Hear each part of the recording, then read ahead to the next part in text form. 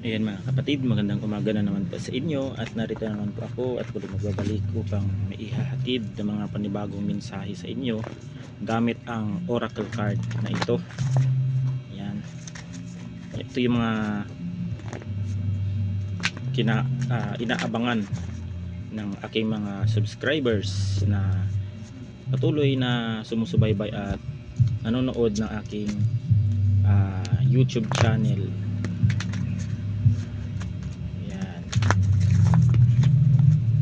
Tayo ng tatlo, tsaka pipili tayo ng 13 bara upang maihatid yung mga mensahe na ito sa inyo.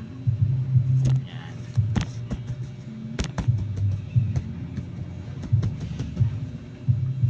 Kuha tayo, isa, dalawa, tatlo, apat, lima, anim, ito, walo, siyam, sampu, 11, 12, 13,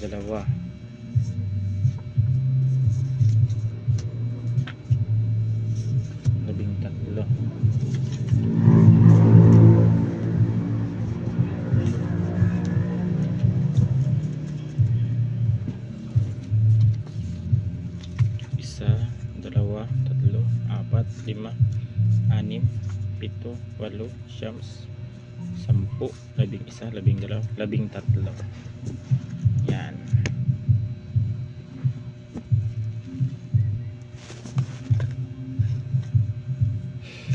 Unang-una mga kapatid ay ibang bansa.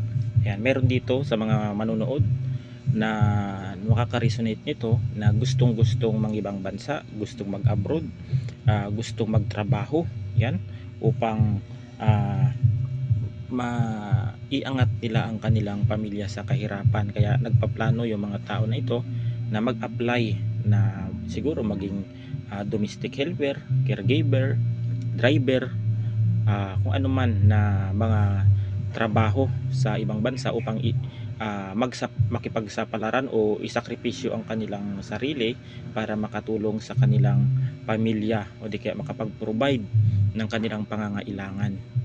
Yan, ang kanilang mga anak, mga magulang, makapagtumulong sa mga pangangailangan. Yan, meron dito na gustong mag-ibang bansa. Yung iba na ay nakapag-abroad na talaga. Yan, nakapagtrabaho na ng maayos na financially stable, nakakapagsahod ng mga malalaking halaga. Kasi kalimitan ito yung mga pinapangarap talaga ng ating mga kababayan, lalo na nakapos ang ating dito ang ating kita dito sa ating bansa. Kaya gusto nilang mag-abroad para matugunan ang pangangailangan ng kanilang pamilya. Virgo, maaring ito may mga Virgo dito na nakapunta na rin ng ibang bansa o di kaya gustong mag-apply, earth sign ito na gustong pumunta sa ibang bansa. Itong tao man ito o mapababae, mapalalaki, basta collective, sa mga makaka-resonate lamang po. Yan. Kasi ano mo talaga, pag ikaw ay natupad yung pangarap mo na mangibang bansa ka o di kaya nasa ibang bansa ka na ngayon, ang iyon talagang pinapangarap na maging maging hardworking ka. Yan, magsipag ka sa trabaho para mas lalong tumaas ang iyong sahod, mas lalong ma-promote ka sa iyong trabaho para mas lalong maging maging magaling sa paningin ng iyong boss, sa inyong amo, sa inyong CEO o kung ano man yan kumpanya ang iyong pinapasukan, mapapabrika man yan, kumpanya. Yan.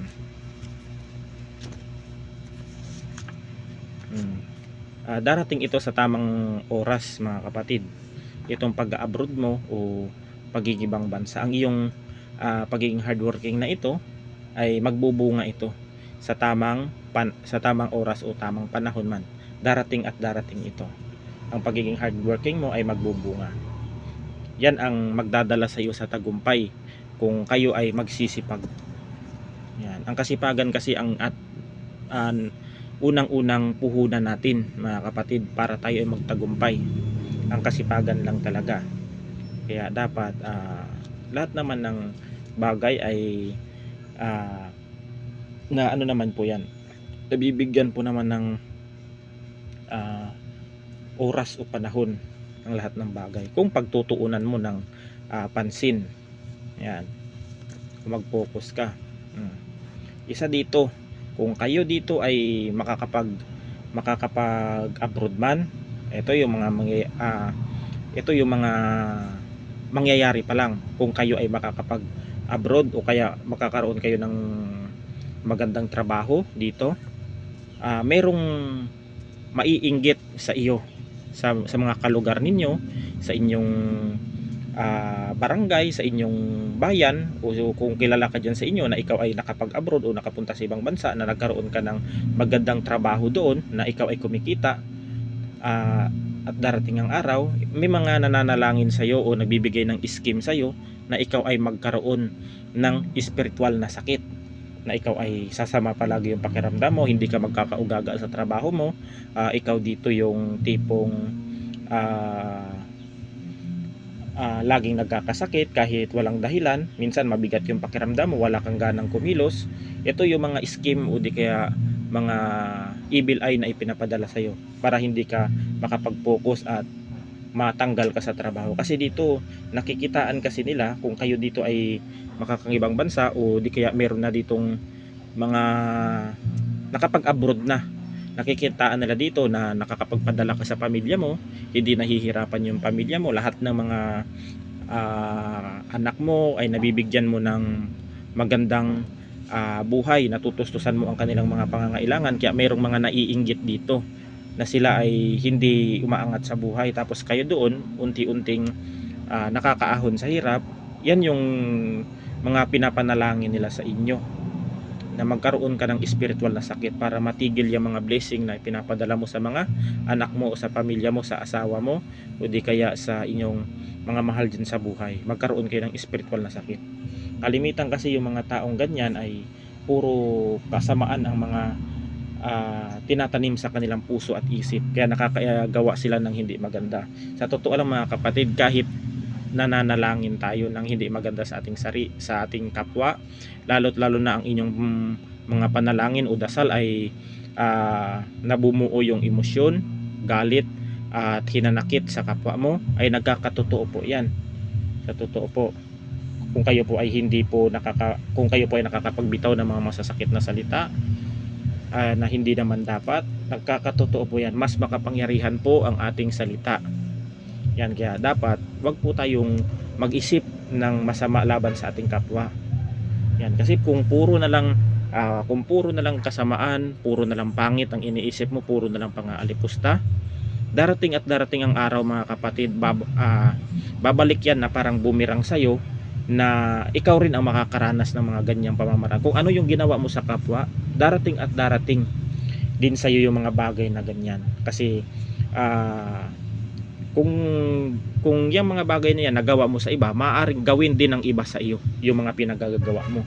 Kaya wag po tayong magpapakampante. Kaya habang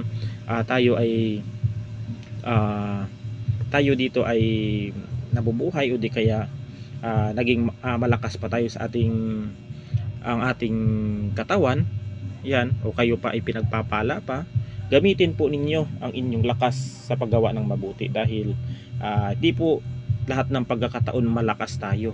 Darating ang araw, babawiin po ng ating Panginoon yung lakas, galing at talino natin.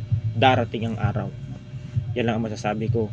At kung sakaling gumawa po tayo ng mabuti, yan, wag po tayong magiging mapagmataas.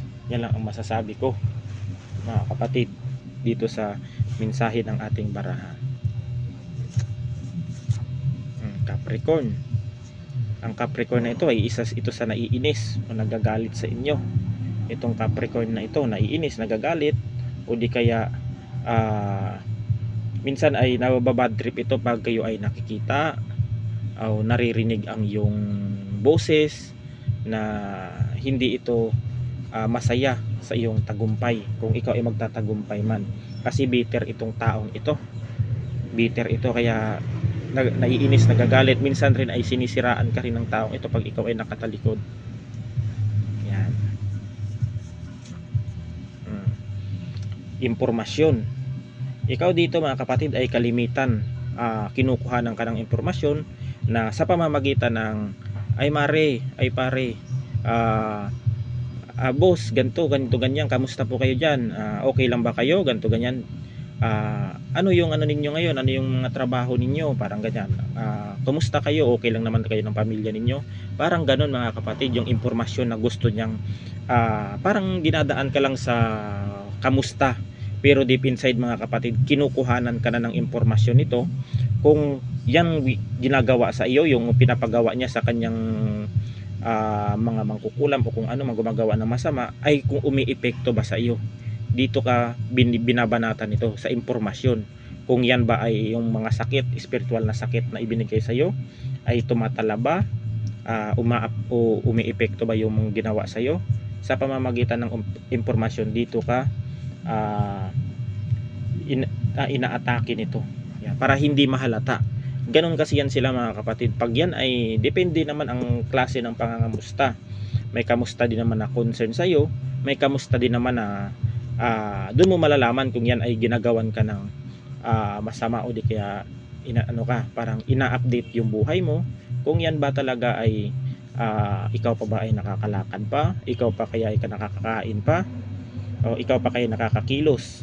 Yan, para masabi nila sa contact nila doon na ay nakakalakad pa yun, hindi pa na ano yun. Ibig sabihin yung mga, kung ano yung mga sinasabi mo doon sa taong iyon ay sasabihin niyo doon sa kanyang mga gumagawa ng spiritual na sakit sa iyo na hindi tumatalab, para tataasan nila yung sakit. Parang ano rin yan mga kapatid, parang gamot din yan. Kung ano yung sakit na gustong ipapataw sa iyo, parang may dosage din yan. Kumbaga sa puwersa, parang may lakas din na kung ano yung sakit na ibinigay sa iyo. Kunyari masakit yung tiyan mo, tapos medyo masakit lang yung nararamdaman mo, tapos nagsalita ka dun sa taong na kumukuha ng impormasyon sa iyo. Kung ibig sabihin na ito, sumasama yung pakiramdam ko, sumasakit ang tiyan ko, tataasan nila yan mga kapatid. Mas lalong nilang tataasan yun na hanggang sa mamimilipit sa sakit ang tiyan mo, hanggang sa parang mawawalan ka ng lakas, dahil nga ibig sabihin nun epektibo yung ginagawa sa iyo, kaya tinataasan nila hanggang sa bumagsak na ang inyong immune system o katawan. Yan ang ano dyan. Hindi naman po lahat ng bagay mga kapatid ay puro physical ang sakit ng tao. Minsan din kalimitan ay meron ding spiritual. Yan. Ito lang ang masasabi ko sa ibang mga manonood. Minsan nagkakasakit tayo sa physical dahil minsan abuso din tayo sa ating kinakain mga kapatid. Yan, wag kayong magagalit sa akin, bilang ito'y payo lang sa inyo. Abuso tayo sa ating kinakain. Minsan wala na tayong time kumain ng gulay, hindi tayo parati umiinom ng maraming tubig, lagi na lang soft drinks, alak, mga processed foods. Yan po ay unang-unang makakasira sa ating physical na katawan, dahil kalimitan ang mga kinakain natin ngayon ay merong chemicals na. Kahit yung mga gulay, kahit yung mga bigas natin ay merong mga chemicals na inihahalo ng mga tao ngayon. Kaya kalimitan maaga pa nagkakasakit na ng high blood, nagkakasakit na ng diabetes bata pa, nagkakasakit na ng cancer, nagkakasakit na ng liver cirrhosis, nagkakasakit na sa kidney, nagkakasakit na sa nagdadialysis na, kasi nga masyado po sila dating abuso sa mga kinakain nila, kaya sila nagkakaganyan. Hindi po lahat ng mga sakit ay porket lumaki yung tiyan mo, porket lumaki yung lumaki yung sa tuhod mo na imbis na rayuma, hindi po lahat ng ano ay na ano po sa kulam. Minsan po sa mga kinakain po natin dahil masyado po tayong abuso. Kaya alagaan po natin ang ating katawan. Dapat po kung tayo ay mga manggagamot, balanse ang ating dapat kinakain, inaalagaan natin ang ating sarili din. Yan, balanse ang lakas natin sa spiritual at physical. Hindi naman puro spiritual lang yung malakas sa atin, yung physical natin napapabayaan na. Minsan nagkakasakit tayo. Yan, kalimitan ng iba, yung ibang manggagamot hindi na kumakain dahil sa pag-aayuno, nagkakaroon sila ng physical na sakit tulad ng physical na sakit tulad ng ulcer, acid reflux. Kaya nga pinapahalagahan kasi nila minsan yung pagiging mataas ang antas sa spiritual. Dapat po balanse po yan mga kapatid. Kalimitan sa mga manggagamot hindi namamatay sa spiritual na labanan. Sa mga mangkukulam, sa mga mambabarang, hindi po sila namamatay kung mataas ang kanilang antas. Kalimitan sa mga manggagamot na kalimitan namatay na lang siguro sa katandaan na rin yung iba, namatay dahil sa sakit na diabetes, namatay sa sakit sa high blood, inatake sa puso, o di kaya nagkaroon ng cancer, o nagkaroon ng sakit sa atay, sakit sa kidney, dahil nga yan sa mga kinakain, dahil abuso sila sa kanilang sarili o sa kanilang katawan. Kaya nagkakaroon ng sakit kasi hindi balance ang kanilang pag-aalaga sa sarili. Mas tinuunan nila ng pansin yung spiritual nila. Sa isip naman siguro nila, nag-i-spiritual naman ako, di naman siguro ako tatablan ng ganito, ganito, ganyan. Mali po yun. Dapat po talaga balanse po ang dyan. Yan po ang advice sa akin ng isang manggagamot na matanda na yun ng mga manggagamot yun. Umabot na siya ng 89 na manggagamot. Yan lang ang sabi niya sa akin tuwing nag-uusap kami dati. Isa lang ang ipinasok niya sa isip: kung gusto mong lumawak ang iyong buhay, balansehin mo ang pag-aalaga mo sa katawan. Ang physical at spiritual balansehin mo. Yung mga kinakain mo, yung mga bawal na kinakain mo, kung ikaw manggagamot, bawal talaga yun. Yan lang yung mga tinuturo niya sa akin, na bawal kumain ng mga hayop na 4 ng paa tulad ng baboy, baka, kambing, tulad ng mga aso. Yan, basta 4 yung paa ng mga nilalang na hayop, mga bayawak na yan, bawal po talaga yan dahil nangihina po ang inyong spiritual na kakayahan. Yan po ang sinasabi niya sa akin. Tsaka kalimitan talaga ang dapat kainin gulay at saka maraming tubig. Yan ang mga isda, yan ang dapat na kainin para mas lalong gumanda ang ng inyong katawan. Kasi minsan mga kapatid, nagkakaroon tayo ng sakit sa ating katawan dahil minsan abuso tayo. Yan lang ang masasabi ko. Dapat balansehin natin. Wag po nating sisihin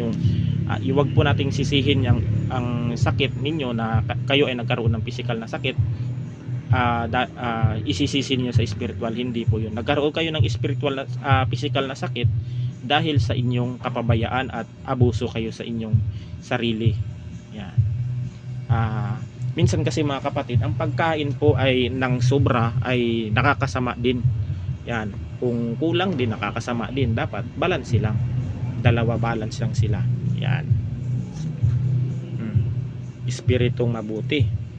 Itong espiritong mabuti na ito, yan, siguro itong mga mahal mo sa buhay, yung mga kaluluwa o mga espiritong lagi din itong nakabantay sa inyo.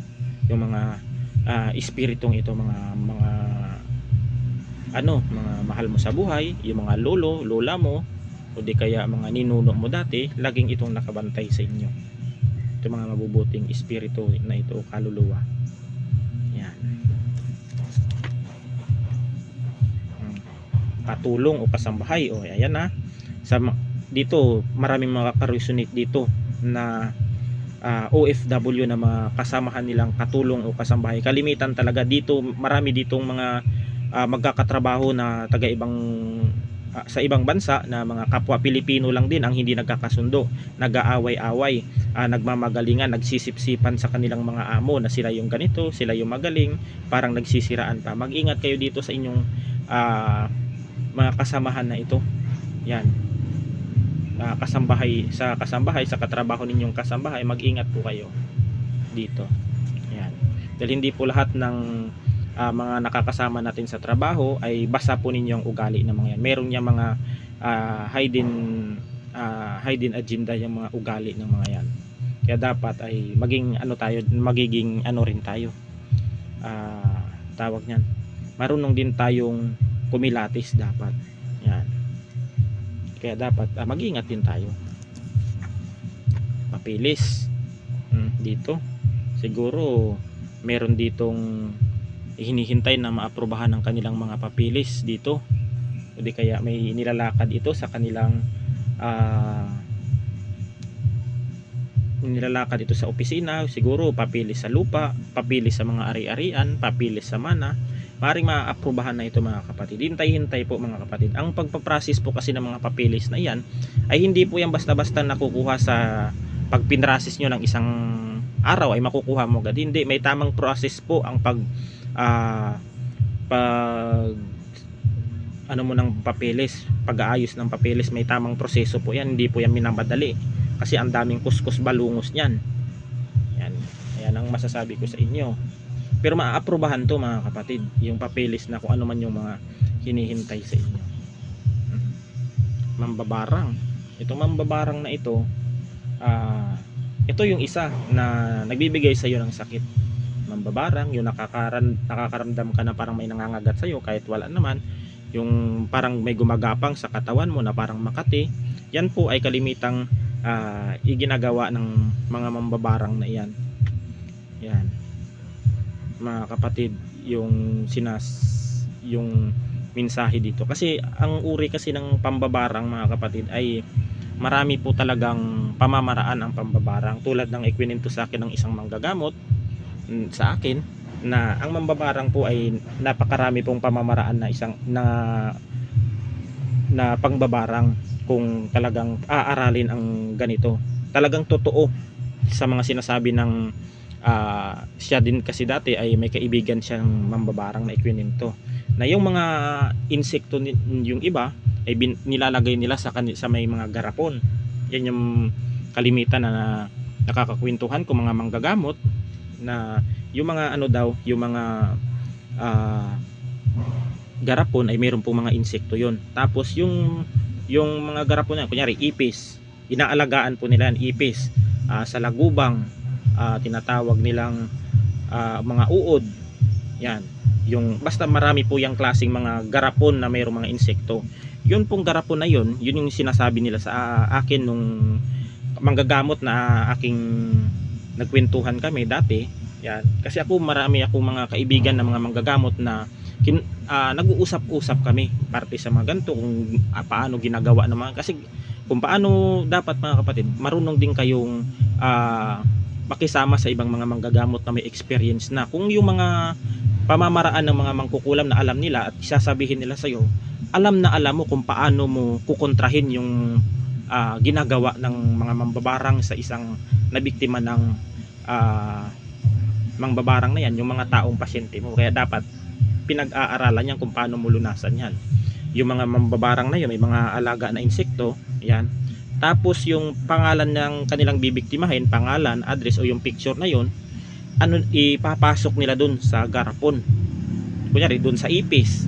Tapos nang ipapasok nila yon, dadasalan nila at papakainin nila o ipapaamoy nila yung luyang itim na na yun ang idadasal na yun ang dadasalan niya, ipapaamoy niya dun sa insekto na yon yun yung magsisilbing, yun yung kikilos na magbibiktima dun sa mga larawan na inilalagay niya.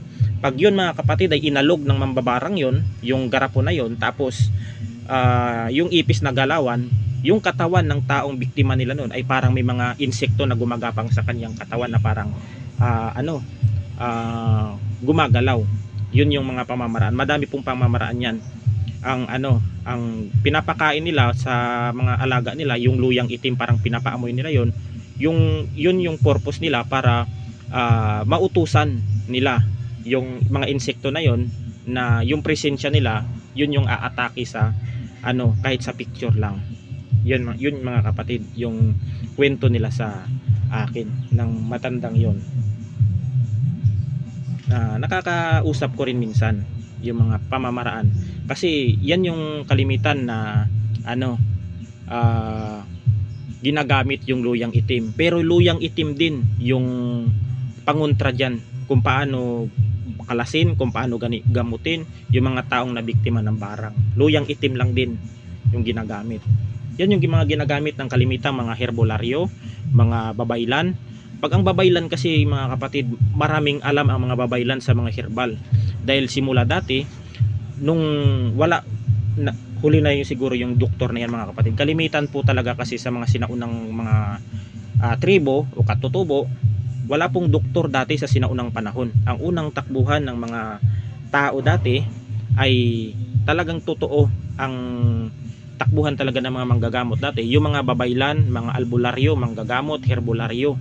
Yan pa ang mga kalimitang tinatakbuhan dati ng bawat tribo o di kaya mga ano nila sa kanilang nayon. Yan yung mga unang-unang tinatakbuhan. Huli lang yan ngayon yung mga doktor na yan. Pero kalimitan dati mga manggagamot talaga ang unang tinatakbuhan. Yan ng mga taong humihingi ng tulong sa isang manggagamot. Yan. Minsan sa ngayon sa huling henerasyon yung mga manggagamot ay minsan hindi na rin pinapaniwalaan ng iba ng mga huling henerasyon, pero may mga naniniwala din naman sa mga espiritual na karamdaman. Yan. Pero kalimitan hindi na sila naniniwala sa mga manggagamot. Pero nasa tao naman yon kung maniniwala sila o hindi, wala din namang sapilitan. Ganun. At ang sabi ng iba, yung iba naman, yung mga professional, yung herbal daw, yung mga herbal ay meron daw, hindi daw mabuti sa ating katawan ang mga herbal. Mali po yun mga kapatid. Dahil unang-una po sa nung wala pang mga doktor dati, herbal po talaga ang unang takbuhan ng mga tao. Herbal lang po talaga ang unang takbuhan ng mga tao. At tsaka ang halamang gamot na yan, yung mga halamang gamot, herbal na yan, ay nilikha ng Panginoon yan. Nilikha ng Panginoon yan bilang nung wala pa yung mga gamot dati, nilikha ng Panginoon yung mga herbal na yan, halamang gamot, upang magkaroon ng lunas ang sakit ng isang tao. Dati di pa uso ang gamot, herbal pa lang. Tignan mo yung mga sinaunang dating mga ninuno natin sinauna, umaabot ng 100 years o di kaya lagpas pa sa 100 na taon, kasi nga puro herbal yung mga ginagamit nila. Kasi ang herbal wala pong side effect. Siguro sa ngayon, lahat ng mga gamot na iniinom natin meron din namang side effect mga kapatid. Depende din yun sa ng tao, sa bawat sirkulasyon ng gamot sa katawan ng tao. Talagang may side effect. Ganun din yan sa herbal. Pero kalimitan ng herbal ay wala pong side effect dahil natural po na medisina ang herbal. Yan. Kalimitan yan yung ginagamit ng mga sinaunang tao dati. Mga katutubo. Yan. Yung mga mangyan. Yan yung mga ginagamit nila, mga herbal lang. Yan. Tapos sasabihin ng iba, yung mga herbal daw ay pangit daw sa katawan. Hindi. Kaya nga nilikha yung mga halaman kaya nilikha ng Panginoon ang mga halaman para magkaroon din ng lunas, para makain natin yung mga pagkain na iyan. Hindi yan nilikha ng Panginoon kung yan ay kakapahamak natin. Lalo't lalo na alam natin yung mga halamang gamot na yan na ipanglulunas sa ating pasyente. Yan. Kulam. Ayun, nagtandim na. Pangkukulam o pambabarang dito. Yung gagawin pa lang sa iyo kung ikaw ay makakapunta sa ibang bansa, maring pangkukulam o pambabarang ang gagawin sa iyo ng taong naiinggit sa iyo. Yan. Dito. Kaya bago po kayo sa mga magbabalak dito na mag-abroad o di kaya pumunta sa ibang bansa, bago po kayo umalis o di kaya lumipad sa ibang bansa, ay mag-avail na kayo ng inyong pangontra. Hindi yung iba saka pa lang mag-aabil kung nabiktima na ng itong pamamaraan na ganito. Sa totoo lang mga kapatid, marami akong ikikwento na mga ganito sa pamamaraan ng mga mangkukulam na ito, mga mambabarang na ito. Maraming kwento sa tutuusin lang. Baka kasi yung iba ilabas ko yung mga ikwininto ng mga matatanda sa akin, baka marami na namang mga manggagamot na magki-claim na ganito yung ano, parang pinapalabas din nila na sa kanila yung kwento na yan. Pero sa akin, mas maganda yung tahimik. Tahimik ako mga kapatid, hindi ako sa totoo nagmamayabang sa social media, hindi. Maring dito sa post, kahit nga sa pagharap ko din sa camera ay nahihiya pa ako. Yan, ayaw na ayaw ko ng gano'n. Yung simple lang. Kasi maaring pag kwininto mo yung mga parte sa ganito, kung ano yung mga pamamaraan ng mga pangkukulam, pambabarang, maring gagawin din yun ng mga taong ano, tapos kikwento nila ganitong pamamaraan, ganito, ganito, ganyan. Parang ganyan mga kapatid.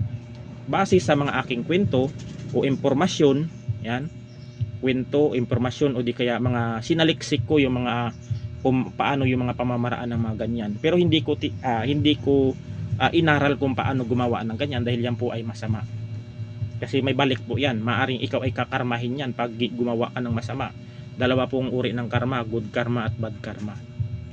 Kung masama po ang ginawa mo sa tao, ay masama din yung balik sa iyo.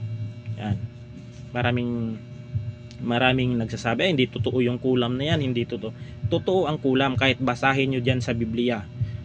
Magbuklat kayo ng Biblia, tingnan ninyo ang Exodo 22:18. Yan, sa verse sa panahon ni Moises, Exodo 22:18.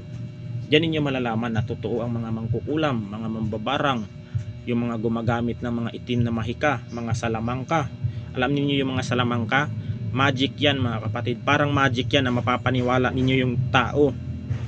Pero yan ay bitag ng mga demonyo para mapaniwala kayo ng mga salamangka na yan. Ang salamangka mga kapatid ay pain ng demonyo yan. Kung sakaling mamamangha ka, ang demonyo kasi mga kapatid ay mapanlin lang. Pag ikaw ay napamangha sa magic o salamangka na ipinakita ng salamangkero sa inyo, ay hahanga ka dun sa salamangkero na magaling na magician yan. Pero yung aral na inaaral nila sa pagmamagic na nakakapagawa ng kamangha-manghang bagay ay galing po sa demonyo yon. Demonyo po ang ano diyan, ang nagpapakilos ng uri ng salamangka na kanilang pinag-aaralan, ipinapakita sa inyo. Yung mga salamangkero na yan, nag-aaral din yan, parang manggagamot din, parang mangkukulam, nag-aaral din yung mga salamangkero na yan, yung lumulutang sa tubig, yung lumalutang sa hangin, yan yung mga salamangka na ginagamit na inaano ng mga demonyo. Yan. Minsan kasi pinapahanga nila yung mga tao sa mga maling pamamaraan. Yan. Naway maunawaan ninyo, mga kapatid. Karma. Yung gumawa sa inyo ng masama, kung kayo man ay kukulamin ito, ipapabarang at magkaroon kayo ng spiritual na sakit, makakarma din ito. Hindi din ito aasinso sa buhay. Magiging miserable din at masalimuot ang buhay nitong taong ito na gagawa sa inyo ng kulam o kung yung mga naiinggit sa inyo kung ikaw man ay makakaalis o makakapunta ng ibang bansa. Yan lang ang masasabi ko sa inyo. Naway maging aral yung mga mensahe na ito sa inyo mga kapatid. Hanggang dito na lang at God bless us all. Ingat po tayo palagi.